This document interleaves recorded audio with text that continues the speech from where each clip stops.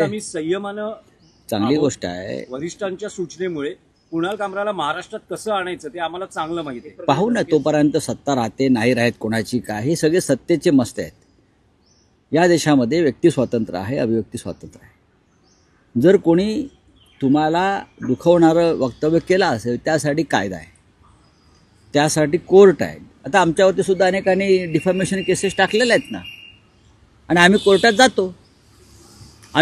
जातो की आमच्यावरती मानहानिकारक काही वक्तव्याबद्दल लिखाणाबद्दल आमच्यावरती गुन्हे दाखल असतात, संपादक म्हणून देते म्हणून आम्ही जातो.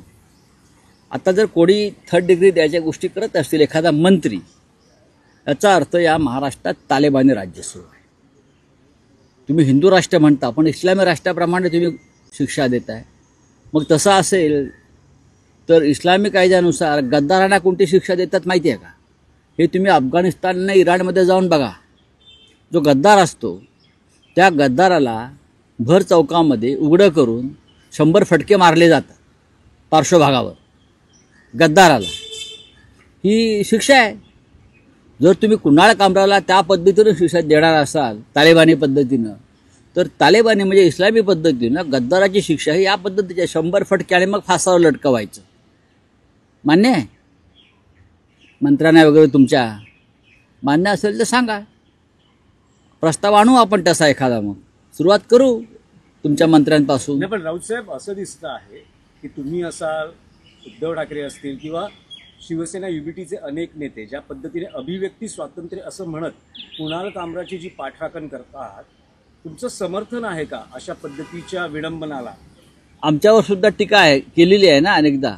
आता हे एकनाथ शिंदे आणि त्यांचे लोक आमच्याविषयी काय बोलतात, त्यानंतर स्वतः देवेंद्र फडणवीस यांच्याविषयी सुद्धा आक्षेपार्ह वक्तव्य त्या काळात होत होती आणि ती चुकीची होती, तरी त्यांनी ते सहन केलेलं आहे.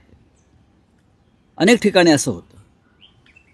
तुम्ही त्याला उत्तर देऊ शकता, तुम्ही शब्दांच्या रूपानं लिखाणाच्या रूपानं प्रतिकार करू शकता, तुम्ही कायदेशीर भाषेत प्रतिकार करू शकता. पूर्वायुष्यामध्ये आमच्याकडनं या चुका झालेल्या आहेत, पण आता आम्हाला असं वाटतं की कायद्याचं राज्य जर टिकवायचं असेल महाराष्ट्रामध्ये तर आपण अभिव्यक्ती स्वातंत्र्याचा जो नियम आहे तो पाळला पाहिजे.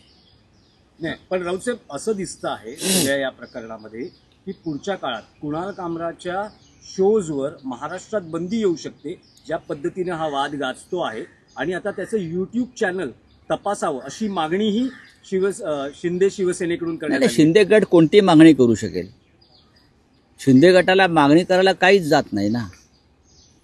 ते रेड्याचं दूध काढू शकतात, ते बैलाचंही दूध काढू शकतात. मुळात या देशामध्ये अजूनही कायदा आहे आणि अजून या देशामध्ये काही प्रमाणामध्ये स्वातंत्र्य आम्ही टिकवलेलं आहे आमच्यासारख्या संघर्ष करणाऱ्या अनेक लोकांनी देशभरामध्ये.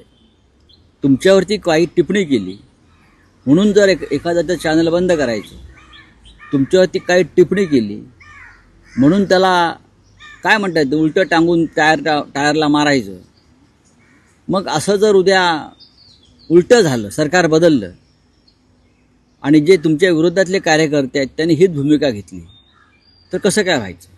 या देशामध्ये अराजक माझे जर बंद झाली, महाराष्ट्रात बॅन आला, देश खूप मोठा आहे. हा देश या शिंद्यांच्या लोकांना माहीत नाही. हा देश खूप मोठा आहे. त्यांना त्यांचा देश अमित शहांच्या पलीकडे दिसत नाही. अमित शहांच्या पलीकडे त्यांना त्यांचा देश दिसत नाही. जोपर्यंत अमित शहाचं छत्र त्यांच्या डोक्यावर आहे तोपर्यंत त्यांची भाषा चालेल. पण रामकृष्णही आले गेले तसे मोदी आणि शाही जातील आणि येतील, लक्षात घ्या.